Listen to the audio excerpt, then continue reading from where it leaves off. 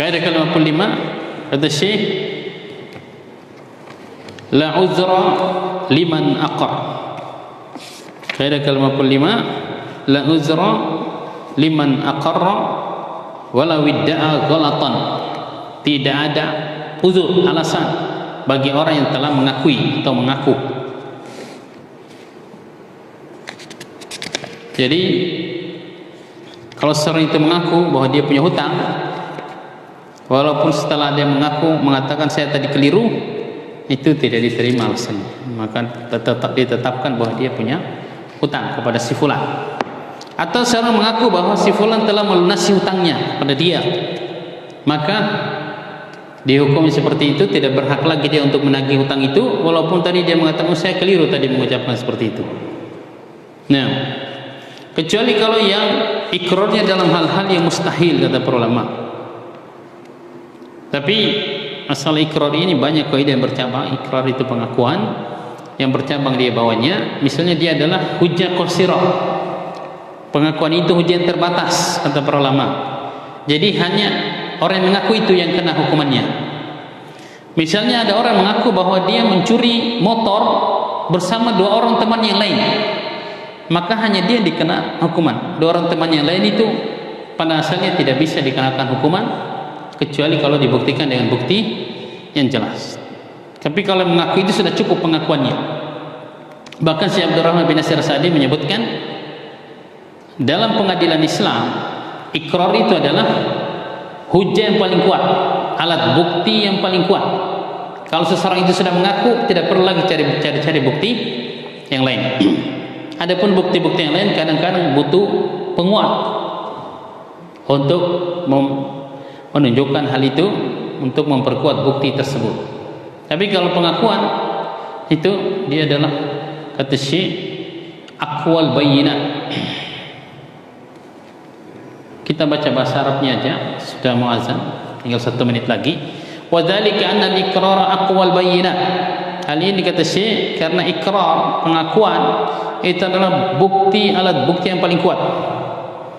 Wa kullu bayyinatin ghairuhu fa innahu yahtamilu khata'. Setiap alat bukti yang lainnya dia masih mengandung kemungkinan keliru. Beda dengan pengakuan. Kalau pengakuan walaupun mengklaim dia keliru, pada asalnya tidak diterima klaim kelirunya. Kecuali tadi dalam masalah-masalah yang mustahil. Orang yang mengaku bahwa dia telah berzina misalnya, dan dia sudah dewasa, ini dihukum dengan pengakuannya dia. Kecuali dalam masalah-masalah yang kayaknya tidak bisa dia melakukan seperti yang dia ikrarkan itu, baru mungkin bisa diralat pengakuannya.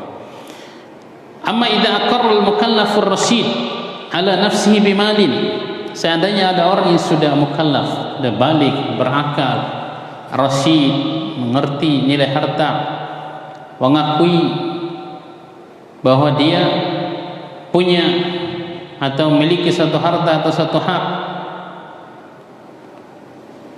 tarattaba ala iqrarihi muqtada, atau dia memiliki hutang kepada orang lain, maka pengakuannya itu atau konsekuensi pengakuannya itu diberlakukan kepada orang itu. Walau qala kadzabtu, walaupun setelah dia mengaku tidak mengatakan saya tadi bohong, au nasitu, atau tadi saya keliru katanya, au ghalitu, atau saya tadi nasitu lupa, au ghalitu, saya tadi salah katanya, mengatakan, mengakui seperti itu, enggak diterima ralatnya. Lianna sabata anhu sallallahu alaihi wasallam, karena Rasulullah SAW pernah mengatakan, innama aqdi binahwi ma sami'tu, saya akan memutuskan sesuai dengan yang saya dengar. Bisa jadi kata Rasulullah SAW, orang yang sebenarnya dia keliru, saya menangkan kasusnya karena dia pintar dalam berdebat.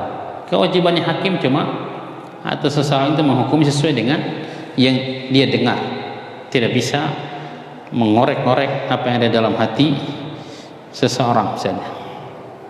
Wa kadzalika law aqarra annahu istawfa minhu haqqahu aw abra'ahu aw awadahu anhu.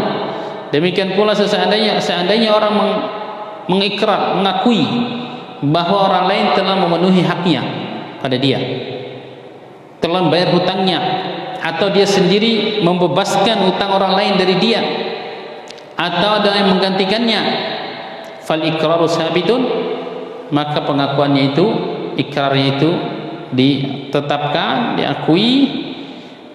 Kemudian kata Syekh, wal iqraru maqbulun minal adli wa ghairi al adli. Ikrar itu diterima baik itu dari orang yang adil maupun orang yang tidak adil. Orang yang fasik pun kalau dia mengikrar sesuatu, dia dihukum atau diberlakukan padanya konsekuensi pengakuannya itu. Wal ulama'u aqadu baban mustaqilan lil iqrar. Para ulama membuat satu bab tersendiri tentang pembahasan ini. Maksudnya pembahasannya panjang lebar. Seperti tadi, di antara cabangnya adalah ikrar itu hujjah qasirah. Dia terbatas kepada orang yang mengaku aja pada asalnya, yang kena konsekuensinya. Seandainya dalam pengakuannya itu dia mengikutkan orang lain itu enggak kena konsekuensinya pada asalnya, kecuali ditambah dengan alat bukti lain misalnya. Kalau enggak bisa cuma berdasarkan pengakuan dari, kan semacam jadi tuduhan jadinya. Dari orang yang mengakui bahwa dia bersalah, melakukan satu kesalahan bersama teman-temannya. Para ulama membuat satu bab pembahasan khusus tentang masalah ini, padahal kembalinya pada kaidah yang sedang kita bahas ini, kata Syekh. Sebenarnya semuanya tarji'u ila hadzal asli. Nanti kita lanjutkan pada pertemuan berikutnya karena sudah masuk waktu Isya. Dalam Islam, ikrar atau pengakuan adalah alat bukti yang paling kuat. Siapa yang mengakui sesuatu, maka tidak ada alasan baginya untuk meralatnya kecuali pada keadaan-keadaan tertentu.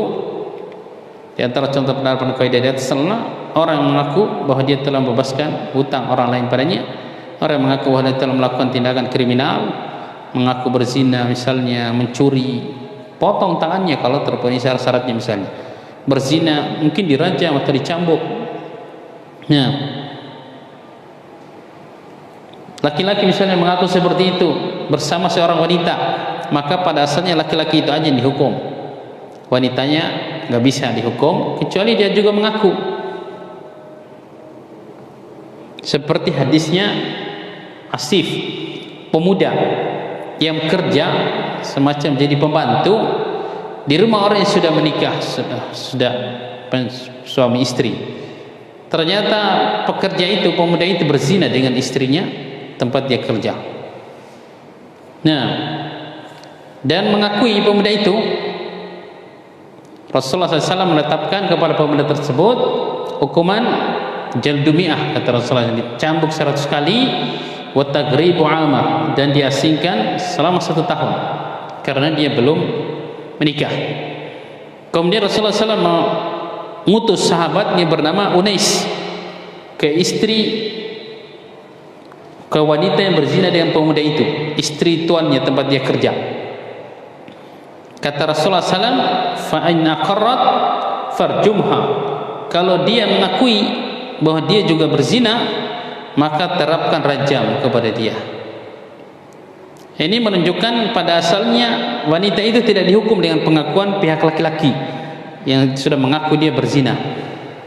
Rasulullah SAW tetap mengatakan kalau dia mengakui bahwa dia berzina, maka tetap terapkan rajam kepadanya. Ternyata wanita itu mengakui bahwa dia telah berzina dan dirajam. Nah, ini antara dalil apa yang kita bahas ini. Mungkin itu yang bisa kita sampaikan. Nanti kita lanjutkan pada pertemuan berikutnya, kaidah ke-56.